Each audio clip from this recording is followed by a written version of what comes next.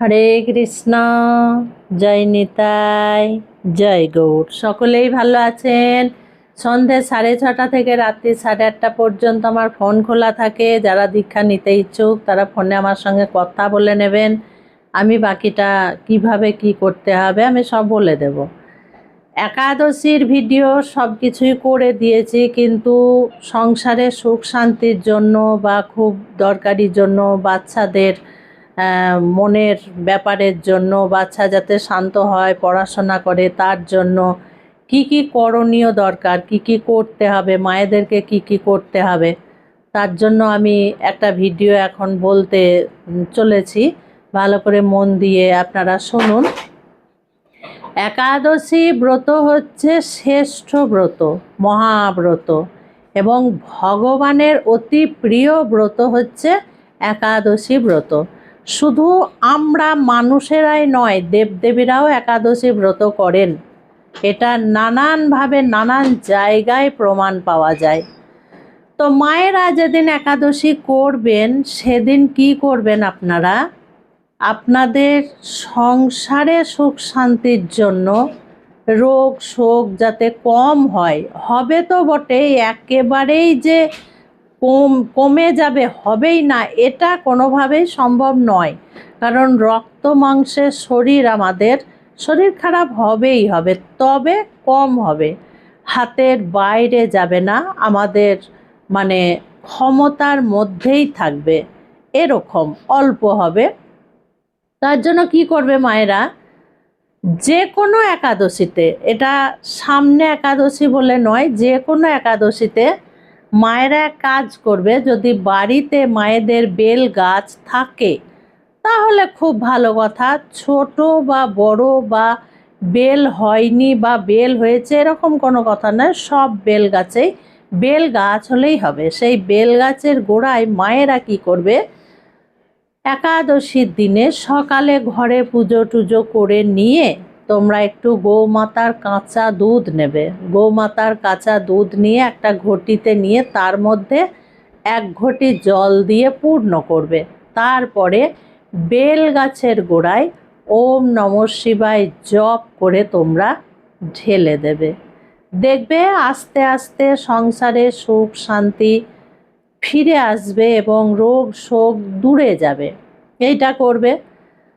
বলবে মায়েরা যে একাদশী এলেই কি করব? হ্যাঁ, করতেই পারেন আপনারা, বাধা কিছু নেই, তবে মাসে একবার করে হলেও হবে।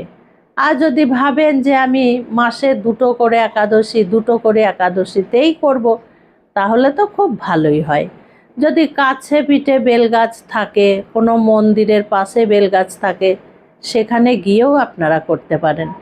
বেল গাছ হলেই হবে।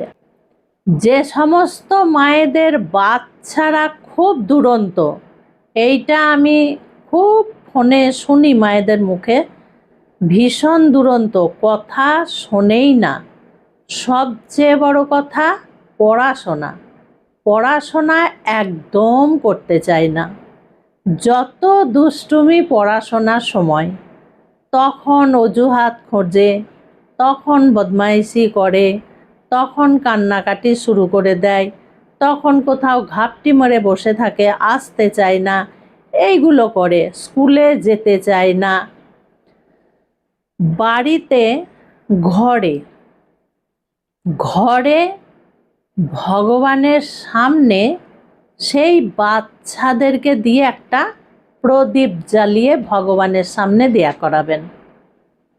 যদি ঘিয়ের প্রদীপ হয় খুব ভালো কথা, তিল তেলের প্রদীপ হয় বা সর্ষের তেলের, সাদা তেলের কিন্তু নয়।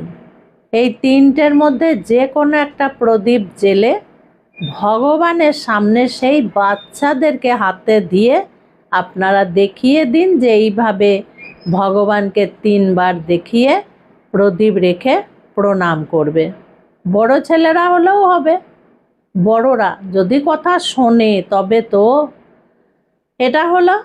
তারপরে একাদশীর দিনে যে কোনো বেল গাছের গোড়ায় বাচ্চাদেরকে দিয়ে যদি প্রদীপ জ্বালানো করান তাহলে তো খুবই ভালো হয়, খুবই ভালো হয়।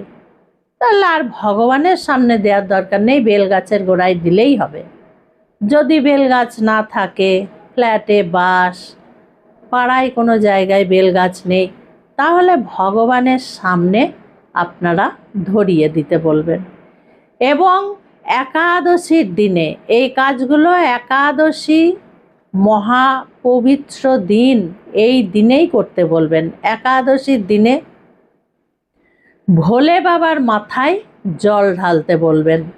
আপনারা যদি পারেন দই, দুধ, ঘি, মধু এই সমস্ত এক জায়গায় করে, বা শুধু দুধ আর জল, বা কিছু পেলেন না প্লেন জল দিয়ে ওই বাচ্চাদেরকে দিয়ে শিবের মাথায় অভিষেক করাতে বলবেন। এবং সামনে, শিবের সামনে বসে, ঠাকুর ঘরে ভগবানের সামনে বসে ওম নমঃ শিবায় জপ করাতে বলবেন। তাহলে কি হবে, তাদের মনের মতি ফিরবে, তাদের মন শান্ত হবে।